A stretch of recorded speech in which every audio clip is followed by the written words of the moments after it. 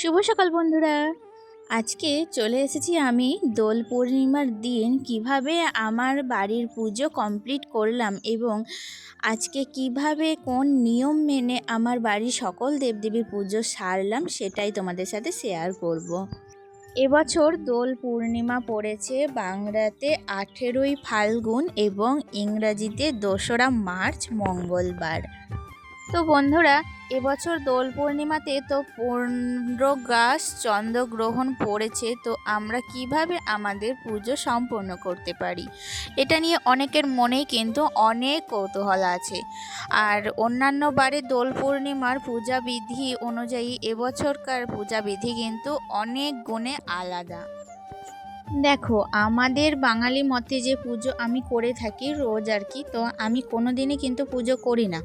আমার শাশুড়ি মাই কিন্তু সংসারের সকল পুজোর দায়িত্ব নেন। তো আজকে কিন্তু আমি ভক্তি ভরে আমার ঘরের পুজো কিভাবে কমপ্লিট করব, আমি কিন্তু খুব স্বাভাবিক এবং খুব সুন্দর করে পুজোটা করব। কোনো রীতিনীতি একটু বাড়িয়ে করব না, যেরকমটা প্রত্যেক দিন করে থাকি সেই রকমভাবেই কিন্তু পুজোটা কমপ্লিট করব। তো দেখতেই পাচ্ছ আমি কিন্তু এখানে গোপুসোনাদের ঘুম ভাঙিয়ে ফেলছি। আর তারপরে কিন্তু তাদের কাছে যে সমস্ত বাসি ফুল আছে সেগুলো সরিয়ে গোপুসোনাদের ভালো করে চোখ মুখ মুছিয়ে ঘুম ভাঙিয়ে তাদের কিন্তু ফ্রেশ করে আমি তাদের যেখানে তারা থাকছে সেই জায়গাটাকে আগে ভালো করে পরিষ্কার করে নেব। তো এটাই হচ্ছে আমরা যেমন আমাদের সংসারে প্রত্যেক দিন আমাদের বিছানাটাকে ঝেড়ে মুছে তারপরেই কিন্তু আমরা সেখানে বাস করি, সেখানে বসি, শোই, সব করি। তো সেই রকমভাবেই আমরা রেগুলার আমাদের জীবন যেমন কাটাই, তো সেই রকমই ঠাকুরের সেই রকমই একদম বিছানা পরিপাটি করে তারপর কিন্তু নতুন করে ফুল দিয়ে আবার নতুন করে সাজিয়ে গুছিয়ে পরিষ্কার করে আমি কিন্তু পুজো দেবো আজকে। আর এবছর দোল পূর্ণিমার দিন থেকেই কিন্তু শুরু হচ্ছে বেলা 3:20 থেকে চন্দ্রগ্রহণ। আর এই চন্দ্রগ্রহণ শেষ হচ্ছে 6:47 সন্ধ্যা পর্যন্ত। তো পূর্ণগ্রাস চন্দ্রগ্রহণ চলবে কিন্তু 59 ধরে। তো চন্দ্রগ্রহণই বলো বা সূর্যগ্রহণ, যে কোনো গ্রহণেই কিন্তু দেবদেবীর পুজো করা যায় না। তো তাই কথিত আছে যে চন্দ্রগ্রহণ বা সূর্যগ্রহণ লাগার 9 ঘন্টা আগে কিন্তু সূচককাল চলে। তো সেই সূচককাল কিন্তু আরম্ভ হয়ে গেছে 6:20 সকাল 6:20 নাগাদ। তো আমি এখন কিন্তু ঠিক 5টা কি 5:30টার সময় ঠাকুর ঘরে চলে এসেছি। তো ঠাকুর ঘরের দেখতেই পাচ্ছ সংসারের বাসি কাজ তো কমপ্লিট, তারপর ঠাকুর ঘরের একটা শাড়িও পরে নিয়েছি। আগেকার দিনে যেমন মা বোনেরা যেভাবে শাড়ি পরতো না, ঠিক সেভাবেই কিন্তু শাড়িটা পরে তারপর কাঁচা কাপড়ে কিন্তু ঠাকুরের সেবা করছি। ঠিক ভালোবাসা দিয়ে যেমন নিজের সন্তানদের যত্ন করে, আজকে কিন্তু আমি সেই প্রকার যত্ন সেই প্রকার ভালোবাসা দিয়েই আমার ঠাকুরের সেবা করছি। তো গ্রহণ চলাকালীন আমরা যেমন ঠাকুরের দেবদেবীর সেবা করতে পারবো না, কোনো ভোগ নিবেদন করতে পারবো না, ঠিক সেই রকমই আমি কিন্তু সংসারের কোনো কাজ যেমন রান্নাবান্না তো করে নেব। তো রান্নাবান্না তাড়াতাড়ি করে খাওয়া দাওয়া করে নেবে। তোমরা যদি কোনো রান্না করে থাকো সেই রান্না যদি তোমাদের একান্তই খাওয়া দাওয়া না হয়ে থাকে, একান্তই যদি একটুখানি বেঁচে গিয়ে থাকে, তো কথিত আছে কি জানো তো, তুলসী পাতা দিয়ে রাখতে। তো সেটাতে যদি একটুখানি তুলসী পাতা দিয়ে রাখতে পারো সেই খাবারটা, তারপরে যদি ঢাকা দিয়ে রাখতে পারো, তাহলে কিন্তু সেটাতে কোনো দোষ থাকে না। তো এরকমটাই শুনে এসেছি মা ঠাকুমাদের কাছ থেকে।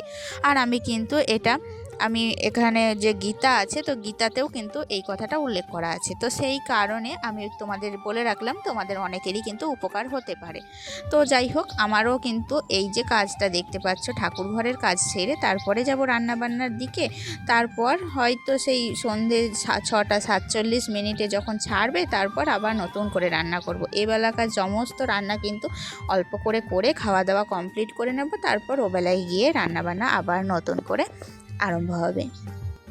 তো দেখো, তোমাদের সাথে কথা বলতে বলতে আমার ঠাকুর ঘরে যে সমস্ত বাসন ছিল, একেবারে রিকাবি থেকে আরম্ভ করে ধূপবাতি গাছা সমস্তটা আমি ভালো করে কিন্তু মেজে ধুয়ে নিয়ে এসে এখানে একটু জল ঝরাতে দিয়ে দিলাম।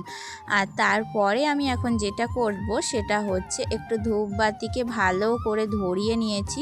তো ধূপ দেখিয়ে নেব গোটা ঠাকুর ঘর থেকে আরম্ভ করে এমনকি শোবার ঘর, রান্নাঘর, তোমার বাড়িতে যতগুলো রুম আছে আর কি, প্রত্যেকটা জায়গাতে কিন্তু একটু করে ধূপ ধুনো দেখিয়ে দেবে। তো এতে করে কি হবে, তোমার সংসারের মঙ্গল কামনা হবে এবং তোমার সংসারে যত অপবিত্র জিনিস আছে সমস্তটা কিন্তু তোমার সংসারের বাইরে চলে যাবে এবং তোমার সংসার কিন্তু একটা পজিটিভ ভাইব আনবে। তো তারপরে আমি যেটা করছি সেটা হচ্ছে, এখন আমি কিন্তু একটু প্রদীপ জ্বালিয়ে নেব। প্রদীপের শিখার আলোয় তোমরা তো জানো সব কিছু পবিত্র হয়ে যায়। তো আমি কিন্তু আজকে সেটাই করব। এখন কিন্তু প্রদীপ দেখিয়ে নেব গোটা দেবদেবী। আমার ঠাকুর ঘরে প্রচুর দেবদেবী আছে জানো তো। এখানে আছে মা লক্ষ্মী, মা সরস্বতী, বাবা ভোলে, তারপরে গোপু সোনা, এমনকি লক্ষ্মী নারায়ণ একসাথে, বাবা গণেশ আছে, মা মনসা আছে, সমস্ত দেবদেবী মানে যত প্রকারের দেবদেবী হয় প্রায় কিন্তু আমার এই ছোট্ট একটা ঠাকুর ঘরে রয়েছে। সবাইকে সমানভাবে সন্তুষ্ট করে কিন্তু আমি এখন ধূপ প্রদীপ সব দেখিয়ে নিয়েছি। আর তারপর দেখো ধূপ প্রদীপটাকে একটা জায়গায় ভালোভাবে রেখে চলে এসেছি আমি এখন ছাদের উপরে।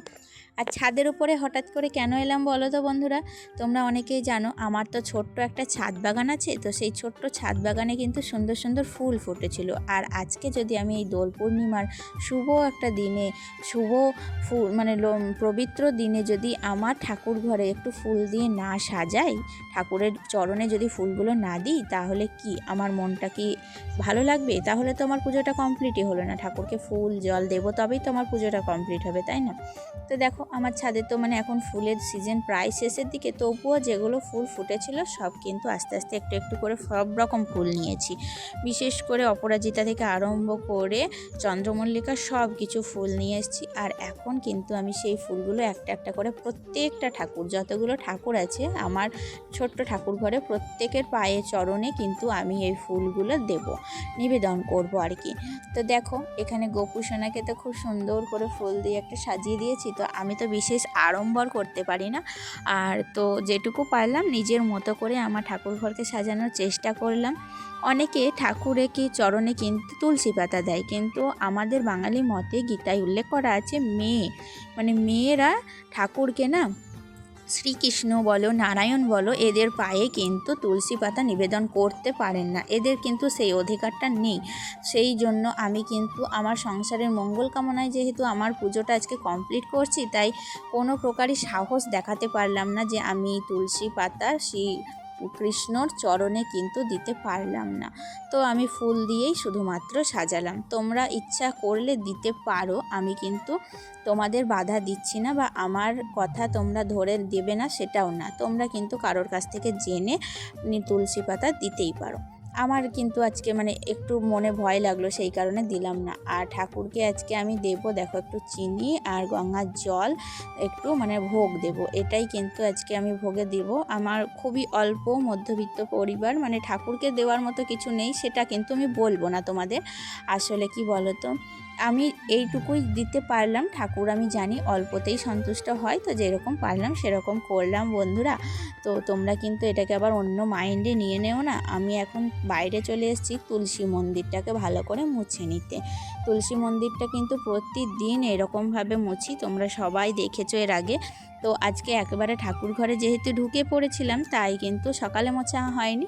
তো ঠাকুর ঘর পরিষ্কার করে তারপর এখন আমি বাইরেটা মুছে এবার বাইরে কিন্তু একটু ধূপ প্রদীপ দেখিয়ে দেব, বাইরে তুলসী গাছে জল দেব, সমস্তটা কমপ্লিট করে। আর একটা কথা তোমাদের বলি, আজকে গ্রহণের দিন কিন্তু কোনো গাছে তোমরা জল দেবে না, হ্যাঁ? তো আমরা যেমন খাবার গ্রহণ করব না, জল গ্রহণ করব না, কিন্তু যদি পারো গ্রহণ লাগার আগে প্রত্যেকটা গাছে জল দেবে, কিন্তু গ্রহণ লাগার পর কিন্তু কোনো গাছে তোমরা জল দিও না।